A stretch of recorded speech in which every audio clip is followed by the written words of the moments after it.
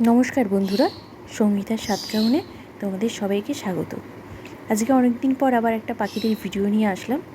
ওরা সবাই ডিম পেড়েছিল, তোমাদের ডিম শেয়ার করেছিলাম। তারপর অনেক ঘটনা ঘটে গেছে, সেগুলো আর তোমাদের সঙ্গে শেয়ার করা হয়নি, তাই ভাবলাম ছোট্ট একটা ভিডিও করে দিই। যদি ভিডিওটা ভালো লাগে তাহলে আশা করব আর রিকোয়েস্ট করব আমার চ্যানেলটা একটু সাবস্ক্রাইব করে আমার পাশে থাকার জন্য। দেখতে থাকো ভিডিও। ডিম নিয়ে কি হয়েছে সেটা তোমাদের সঙ্গে পরে শেয়ার করছি। আজকে ফার্স্ট শেয়ার করব ওদের সকালবেলা খাবার নিয়ে। আজকে ওদের সকালবেলা কি খেতে দিয়েছি সেটা শেয়ার করব। আর এটা দেখো, সকালবেলা জল দিয়েছি, তাতে স্নান করে এরা বসে আছে। দেখো, আজকে সকালের খাবারের মধ্যে ওদের আছে ভেজানো ছোলা আছে, বাদাম আছে, আর আছে গম ভেজানো, আর সাথে আছে গাজর। বড় পাখিদের নর্মালি দিয়েছি, আর লাভবার্ডগুলোকে ওরা যেখানে ছিল আগে সেখান থেকে ওরা মানে গ্রেট করে খাওয়ার অভ্যাস হয়েছে ওদের, তাই জন্য ওদেরকে গ্রেট করে দিতে হয়। ফার্স্ট দেখো, কুনুরকে দিয়ে দিলাম।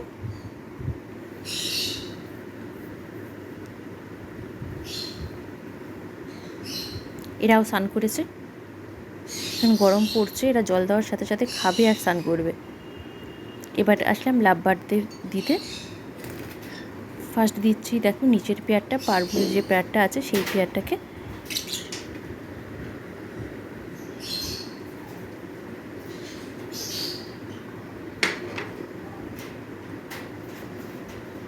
সফট ফুড দেওয়াটা খুব দরকার, এগুলোকে সফট ফুড বলে, আর গরমকালে তো খুব দরকার বিশেষ করে।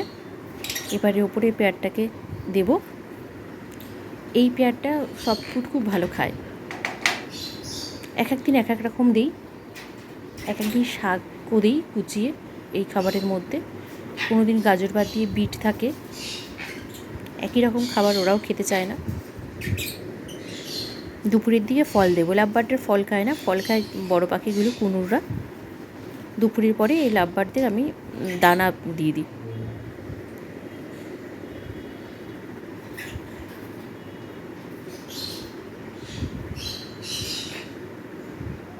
খেতে নামবে দেখো।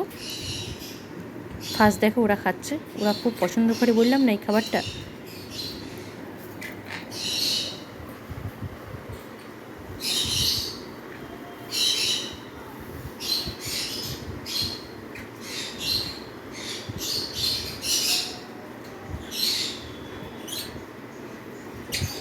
ওপরের একটা পাখি বাসায় আছে, যেহেতু ডিম আছে এরাও বাসায় চলে যায়, খুব একটা বাইরে থাকে না। একটুখানি কোনো রকম খেয়ে বাসায় যায়, আর ছেলেগুলো খাবার খেয়ে তারপরে ভেতরে ঢুকে ওদেরকে খাইয়ে আসে।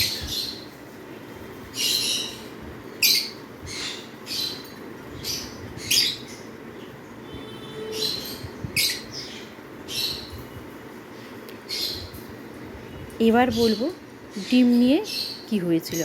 এই পেয়ারটা 5টা ডিম পেড়েছিল, আর নিচেরও পারব্লুটাও 5টা ডিম পেড়েছিল, তোমাদের বলেছিলাম। কিন্তু নিচের পারব্লুটার একটা ডিমও ফার্টিলাইজ হয়নি, মানে একটা ডিমও বাচ্চা ছিল না। আর এদের 5টা ডিমের মধ্যে 4টে ডিমে বাচ্চা ছিল।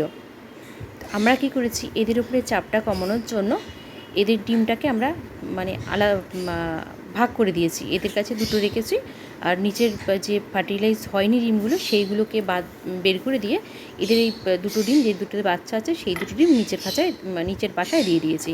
তাহলে কী হলো, এদের ওপরে চাপটা, এদের একসঙ্গে 4টে বাচ্চা তুলতে হলো না। এই যে দেখো, নিচের বাসায় ওদের যে আনফার্টাইল ডিমগুলো ছিল সেগুলো সরিয়ে ওপরে 2টো ডিম দিয়ে দিয়েছি আমরা।